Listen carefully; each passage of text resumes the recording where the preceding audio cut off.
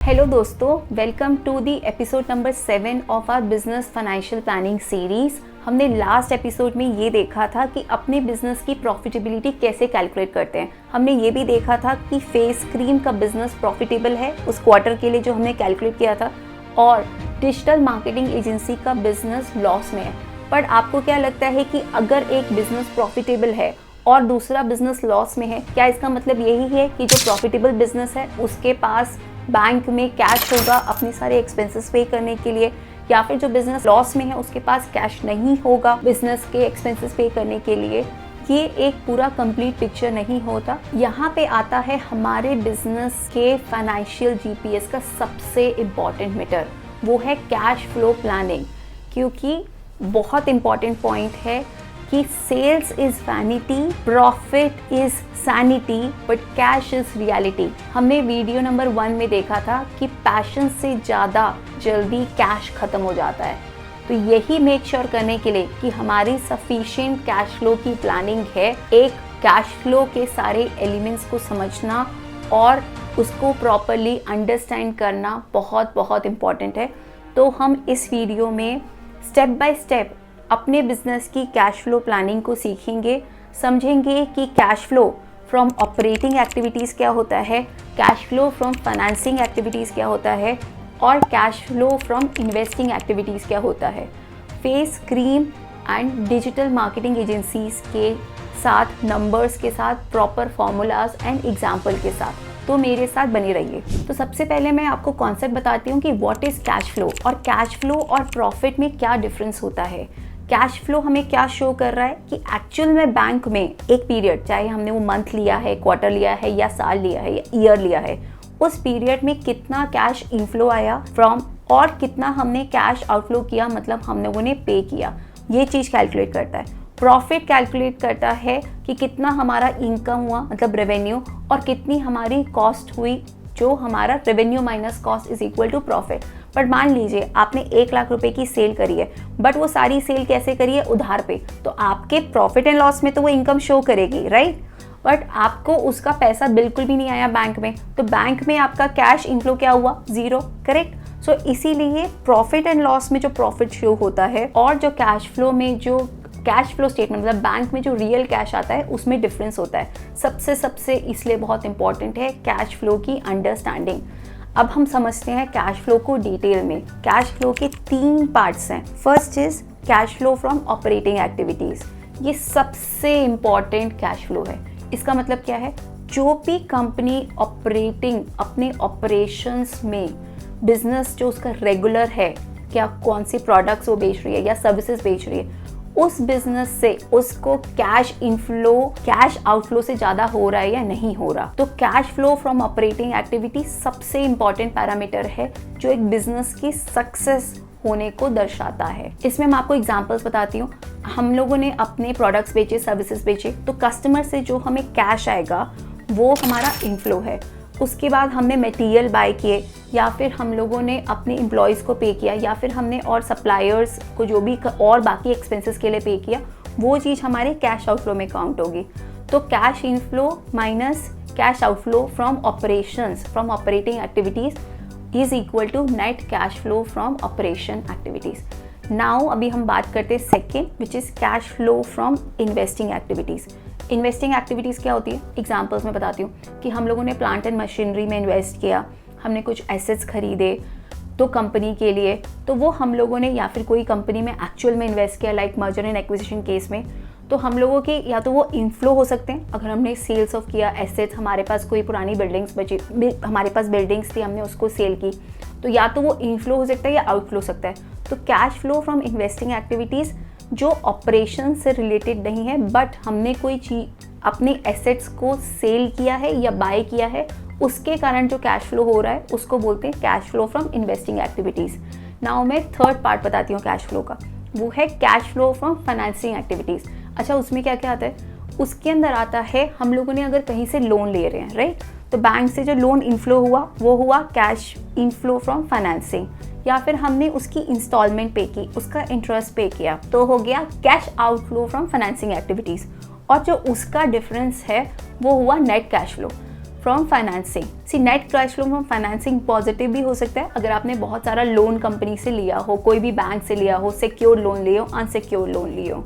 तो ये तीनों कंपोनेंट्स हैं हमारे कैश फ्लो के लिए, और तीनों कंपोनेंट्स को अगर टोटल करें तो total cash flow from the business वो शो होता है। अभी हम लोग बात करते हैं एग्जांपल्स की। हम लोग फेस क्रीम बिजनेस के एग्जांपल से बात करेंगे और उसके लिए एक क्वार्टर के लिए हम लोग कैलकुलेट करेंगे कि कितना उसका कैश फ्लो है। अच्छा, सबसे पहले हम लोग ये समझते हैं कि कैश फ्लो एस्टिमेट करने के लिए हमें दो बहुत ही इंपॉर्टेंट चीज़ों का ध्यान रखना होगा। फर्स्ट नंबर, हमारे कस्टमर्स के साथ हमारी क्या कलेक्शन टर्म्स है। लाइक हमने अगर कोई अपना मटेरियल बेचा या कोई सर्विस बेची, हमारे कस्टमर्स उसको कितने दिन में हमें कलेक्शंस हमारी आएंगी, वो एक बहुत इंपॉर्टेंट है। दूसरा, हमारी पेमेंट टर्म्स, जितने भी हमारे एक्सपेंसेस हैं, चाहे वो हमारे मटेरियल एक्सपेंसेस हैं या फिर हमारे सैलरी एक्सपेंसेस हैं, उसमें हमें कितने दिन में पे करना है, जो हमारी पेमेंट टर्म्स है टू आवर सप्लायर्स, वो हमारा बहुत ही इंपॉर्टेंट है। तो ये दोनों cash collection terms and payment terms from our customers and from our suppliers, ये दोनों लीवर्स का अंडरस्टैंडिंग एंड नेगोशिएशन, ये हमारे कैश फ्लो फ्रॉम ऑपरेशन में हमें हेल्प करता है। एक सिंपल थंब रूल बताऊं आपको कि हम लोगों को कलेक्शन टर्म्स कम से कम रखनी चाहिए कस्टमर से, जितना जल्दी पैसा उतना जल्दी अच्छा, एंड हमारे को ज़्यादा से ज़्यादा पेमेंट टर्म्स रखनी चाहिए अपने सप्लायर्स के साथ, जितना लेट पे करेंगे उतना बेटर। तो ये एक सिंपल थंब रूल है, lower collection terms but higher payment terms. जितना आप अपने बिजनेस के लिए नेगोशिएट करें, आपको उतना बेनिफिट होगा। चलिए अब फेस क्रीम के एग्जांपल से हम बात करते हैं और हम लोग 3 मंथ्स के लिए उसको कैलकुलेट करते हैं। हम लोग देखते हैं कि उसका प्रॉफिट कितना था उन्हीं 3 मंथ्स का, बट उसमें प्रॉफिट वर्सेस कैश फ्लो में हमारा क्या डिफरेंस क्रिएट होगा। तो हम लोग चलिए फेस क्रीम बिजनेस के लिए ऑपरेटिंग प्रॉफिट से स्टार्ट करते हैं। हमने देखा था हमारा ऑपरेटिंग प्रॉफिट 19.3 लाख था। अब उसमें हम लोग का लास्ट क्वार्टर में हमारा सेल्स हुआ था 44 लाख, बट वो 44 लाख में से हमें 5 लाख रुपीस आए नहीं, वो उसको अगले क्वार्टर में मूव हो गए। तो हमारा 19.3 लाख ऑपरेटिंग प्रॉफिट में से 5 लाख हमारा माइनस हो जाएगा, क्योंकि इतना हमें कैश अभी आया नहीं है। मान लेते हैं कि इसी एग्जांपल में जितना भी सप्लायर्स को पेमेंट्स था वो उसी क्वार्टर में हो गया, तो उसके कारण उसमें कोई इम्पैक्ट नहीं आएगा। तो हमारा cash flow from operation activities उस क्वार्टर के लिए कितना बढ़ा, 19.3 लाख माइनस 5 लाख, वो हमारा 14.3 लाख बढ़ना चाहिए। तो अगर हमारा ओपनिंग बैलेंस कैश का कंपनी के पास में 5 लाख रुपये था क्वार्टर के, तो 5 लाख प्लस 14.3 लाख उसका टोटल हमारा क्लोजिंग कैश बैलेंस वापस 19.3 लाख हो जाएगा। हाउएवर, बट उसमें ये तो सिर्फ हमने ऑपरेशंस की बात की। अब अगर हम इन्वेस्टिंग की बात करें, क्योंकि उस क्वार्टर में उसने एक मशीनरी में भी इन्वेस्ट किया जो 10 लाख रुपीज़ की थी, तो हमारा 19.3 लाख जो बढ़ना चाहिए था उसमें से माइनस 10 लाख हो गया। तो cash flow from investing activities हुआ माइनस 10 लाख। हमने पहले देखा था cash flow from operation activities वो था 14.3 लाख। अब हम बात करते हैं cash flow from financing activities. तो मान लेते हैं कि इस बिजनेस में इस क्वार्टर में कोई भी हमारा फाइनेंसिंग एक्टिविटी नहीं हुआ, तो कैश फ्लो फ्रॉम फाइनेंसिंग 0 है। तो हमारा क्लोजिंग कैश बैलेंस क्या होगा, वो होगा opening cash balance plus cash flow from operating activities जो 5 लाख था ओपनिंग बैलेंस, प्लस 14.3 लाख जो हमारा cash flow operation activities, minus हमारा cash flow from investing activities, क्योंकि हमने माइनस 10 लाख किया है और माइनस 0, तो कोई उसमें फ़र्क नहीं पड़ेगा। So equal to 5 lakh plus हमारा 14.3 लाख माइनस 10 लाख, तो टोटल हमारा 9.3 लाख हमारा क्लोजिंग बैलेंस होगा। तो ये हमारी कैश फ्लो की प्लानिंग है। तो आप देखिए आपने डिफरेंस कि जब हमने स्टार्ट किया था हमारा प्रॉफिट 19 लाख के था, बट हमारे बैंक में जो मनी हमारी जो एडिशनल हमारा कैश इनफ्लो, सिर्फ हमारा कैश बढ़ा वो सिर्फ 9.3 लाख था। तो ये चीज़ हमें अवेयर होनी बहुत ज़रूरी है, क्योंकि इसके बेसिस पे हम आगे एक्सपेंसेस इंकर कर सकते हैं।